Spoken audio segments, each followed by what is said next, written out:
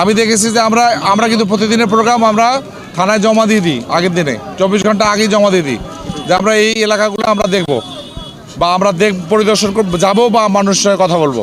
কিন্তু আমরা দেখেছি কয়েকবার আমরা আক্রান্ত হয়েছি। যে কোনো দলের থেকে কারা করেছে আমি নাম বলাটা আমার উচিত নয়, আমি বলবো না এখন। কিন্তু তারা এই নির্বাচনে তারা প্রতিদ্বন্দ্বিতা করছেন, কারা হবে সেটা আপনারাও জানেন, আমিও জানি। সুতরাং এই ধরনের কর্মকাণ্ড যদি অব্যাহত থাকে তাহলে নির্বাচনের সহিংসতা অনিবার্য হয়ে যাবে। প্রশাসন এটাকে যদি এখন থেকে প্রোটেক্ট করতে না পারে তাহলে নির্বাচনটা একটা মূল্যহীন নির্বাচনে পরিণত হয়ে যাবে। সুতরাং প্রশাসনের উচিত এখনই, আমি জানি প্রশাসনের এই স্ট্রেংথ নাই, এই ক্ষমতাটা আমাদের জনগণের আছে, মানুষের আছে। আমরা যারা নির্বাচনে অংশগ্রহণ করছি আমাদের নেওয়া উচিত। আমরা মারামারি করবো না, তাহলে প্রশাসন ঠিক থাকবে। কিন্তু এখন আমরা মারামারি, আমাদেরকে একদম বললাম না যে একদম অনেক দলের কাছে অনিবার্য হয়ে গেছে যে এটাকে আপনি বাইপাস করে যাওয়ার সুযোগ আর থাকছে না। সুতরাং আমি মনে করি যে এটা সরকারের গুরুত্ব দেওয়া উচিত।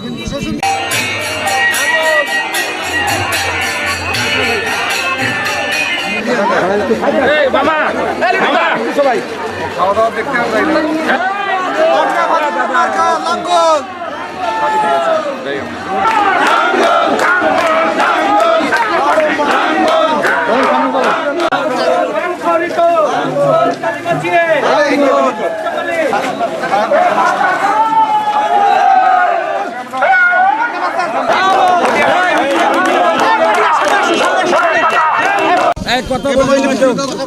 সবাই করে থাকেন, সবাই দেখান। আস্তে